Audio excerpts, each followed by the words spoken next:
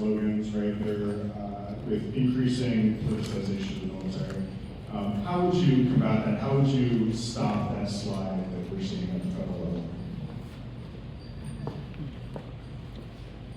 So I don't think that the solution to that problem is to stop the slide and stop some folks from using flags or from using military rhetoric. I think it is to reclaim it. To make it clear that Democrats own the flag, that we own patriotism, that we own American soil just as much as every other group of people do. Ceding that ground and ceding that territory where we get into the idea that one political party is more patriotic than another, or one political party has more stake in ownership in America or in America's veterans, is toxic, but it's something that we can directly mount a response against by, like I said, reclaiming the flag.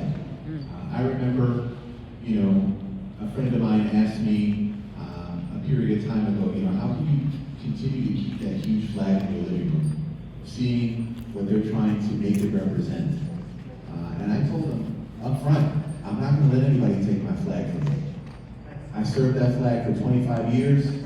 My uncles flew it, my grandfather flew it, and I'm going to fly it because it's my flag. That's right.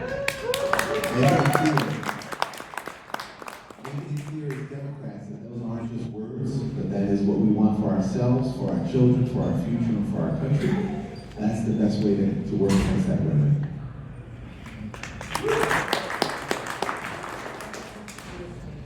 I'm going to take a page from something Stacey Abrams said a few months back.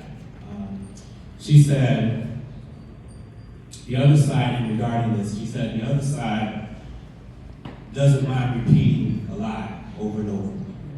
But when we tell the truth, if we don't get enough applause, we stop. And I think that, along with what Colonel Collins said already, I think that's what we have to keep in mind, not just as elected officials, but all of us in this room as well, is to, and it gets frustrating, I understand, because people have asked me that a lot too.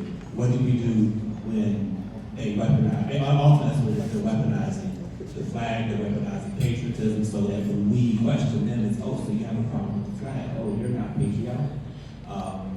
And now we're in, that type of war. So it just comes along with being resilient, which I need help with that too, as far as not getting, caught up, or going down that rabbit hole. But, just focusing on, making sure we stay focused on, the truth, to remind them and remind those who have lost. Keeping in mind too, not to get so much into, again, that tug of war with, those who want to fight us on everything, or who want to weaponize what rightfully belongs to all of us. But to think about those who have lost hope, those who are tired, those who are exhausted, those who want to leave the country basically because of everything that's happened. Making sure we don't get so lost that we're leaving them out of this as well. Because they're the ones who are looking to us for hope.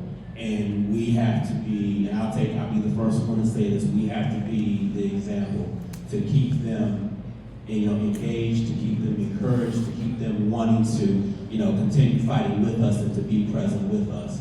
So we just have to, we have to stay the course as far as, focusing on not being afraid to, tell the truth as tough as it is, but letting everyone know that, that belongs to, the flag belongs to all of us. Patriotism belongs to all of us.